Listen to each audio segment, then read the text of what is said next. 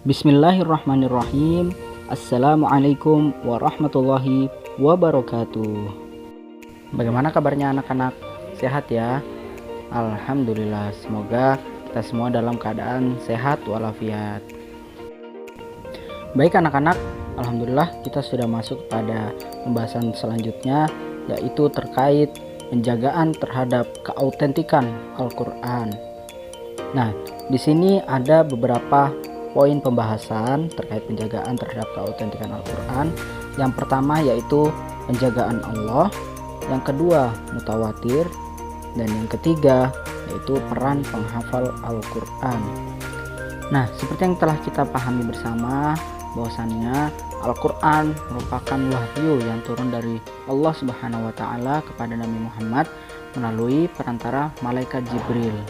Nah, dengan ini maka Al-Quran dikatakan sebagai sesuatu yang kemudian autentik atau terjamin keautentikannya, bahwasannya Al-Quran benar-benar ataupun asli merupakan wahyu yang bersumber dari Allah Subhanahu wa Ta'ala.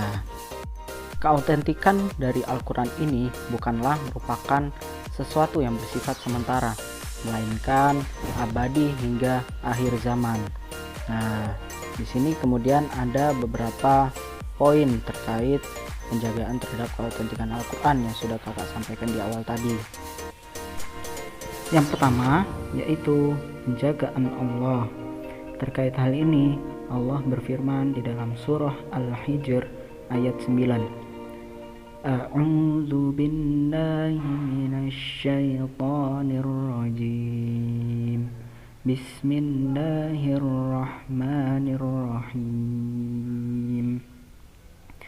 Inna nahnu nazzalna dzikra wa inna lahu lahafidhun.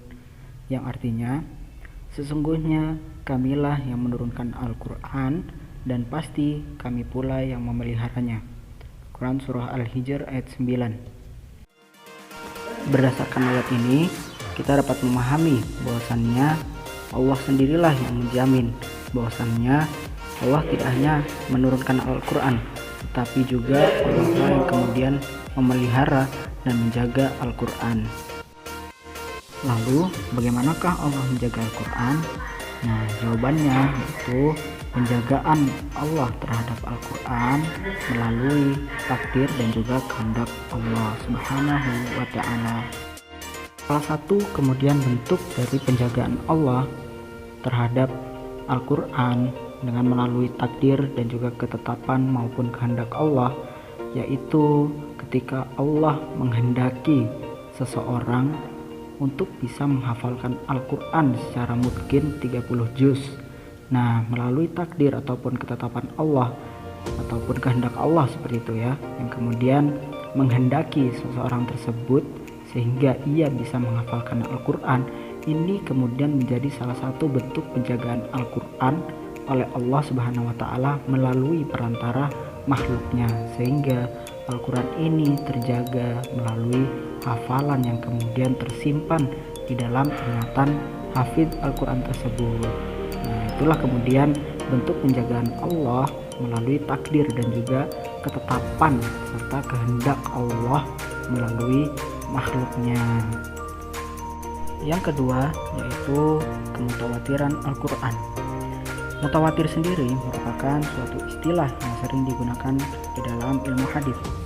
Mutawatir diistilahkan kepada hadis yang diriwayatkan oleh sejumlah orang pada setiap tingkat sanadnya. Nah, sehingga dipahami bahwasannya tidak mungkin mereka kemudian sepakat untuk berdusta, karena sesuatu yang kemudian diriwayatkan itu diyakini kebenarannya. Terkait kemutawatiran Al-Quran ini, kita perlu untuk flashback kepada materi proses turunnya Al-Quran dan juga proses penulisan Al-Quran. Nah, proses turunnya Al-Quran kita sudah pahami bahwasannya Al-Quran diturunkan secara berangsur-angsur melalui malaikat Jibril kepada Nabi Muhammad. Nah, di sini Nabi Muhammad menerima wahyu tersebut, yaitu merupakan wahyu yang turun dari Allah Subhanahu wa Ta'ala. Nabi Muhammad menerimanya huruf demi huruf dengan perantara Nabi Jibril serta Nabi Muhammad menghafalkan wahyu tersebut. Kemudian beliau menyampaikan isi dari wahyu tersebut ataupun menyampaikan Al-Quran dengan membacakannya kepada para sahabat. Nah, para sahabat kemudian menerima Al-Quran ataupun menerima wahyu yang diterima oleh Rasulullah dengan dihafal dan ditulis pada tulang, kayu, daun, kulit, dan lainnya sesuai dengan susunan ayat dan suratnya. Yang ketiga yaitu peran penghafal Al-Quran. Para penghafal Al-Quran atau akrab disebut Hafizul Quran merupakan mereka yang telah mampu menghafalkan keseluruhan isi dari Al-Quran. Secara tidak langsung, sebenarnya para penghafal Al-Quran juga memiliki peran yang penting dalam menjaga keautentikan Al-Quran melalui hafalan yang mereka miliki. Dengan adanya keseluruhan isi Al-Quran di dalam ingatan para hafizul Quran, maka sekalipun keseluruhan Al-Quran yang ada di muka bumi ini dirubah isinya, itu tidak akan bisa kemudian merubah hafalan yang ada di dalam ingatan para hafizul Quran. Sehingga keautentikan dari isi di dalam Al-Quran ini selamanya tidak akan pernah bisa dirubah oleh siapapun. Ditambah lagi, semakin kesini semakin banyak pula orang yang kemudian berlomba-lomba dalam menghafalkan Al-Quran.